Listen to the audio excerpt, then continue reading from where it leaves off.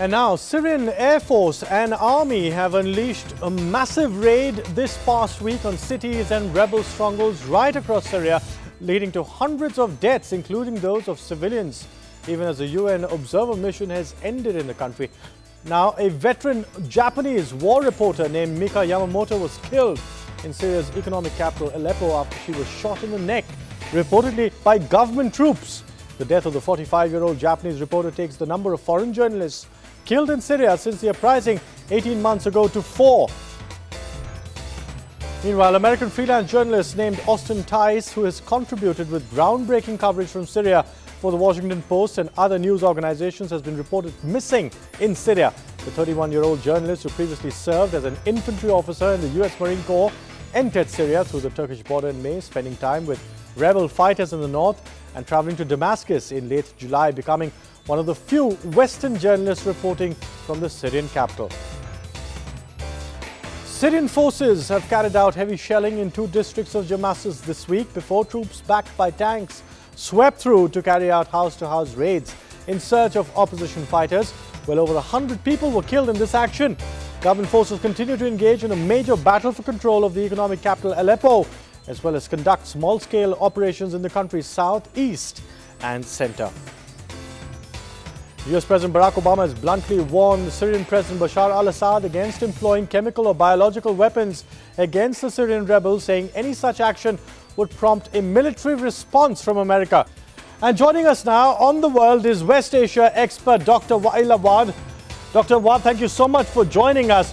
Would you not agree that the rising number of journalists either killed or missing both in Syria is extremely worrying and reflects yet another reason for President Bashar al-Assad to exercise control over his troops? I think it is the other way around. People who have been coming through the Syrian government, they have been well protected, and those who are coming embedded with the terrorist group and the rebels coming from across the border has been the target. And let us not forget also that the Syrian media and Syrian journalists has been under the attack from the other side. There have been abduction, there have been killing, and there has to be an end. It's a sad affair, but it has to be controlled by all sides. There's not only one-sided story. It is from the all side, and everybody is guilty of what's happening. Fair enough, but now even Iran has now said that it is high time President Bashar al-Assad and his regime engage in talks with the Syrian rebels. But the violence unleashed by the government forces just continues and is only on the rise. Would you not agree that the time is now ripe for international intervention in Syria? If not by the West, then at least by the Organization of Islamic Countries and Iran.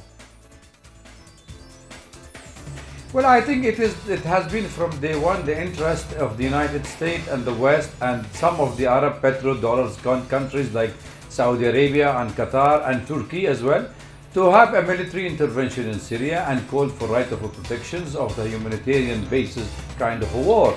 So therefore, they have never been for a peaceful solution. The plan has been exposed.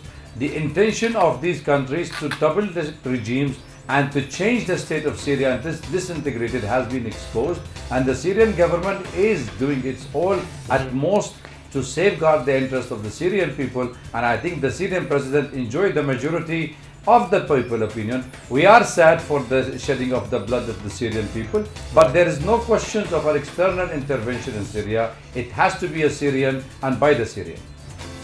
All right, well, we'll have to wait and see how that pans out. But in the hope of the Syrian people, let's hope that there is, in the interest of the Syrian people, let's just hope that there is a solution soon and talks between the Syrian regime and the rebels. Dr. Wael Awad, thank you so much for joining us on The World. West Asia expert Dr. Wael Awad there.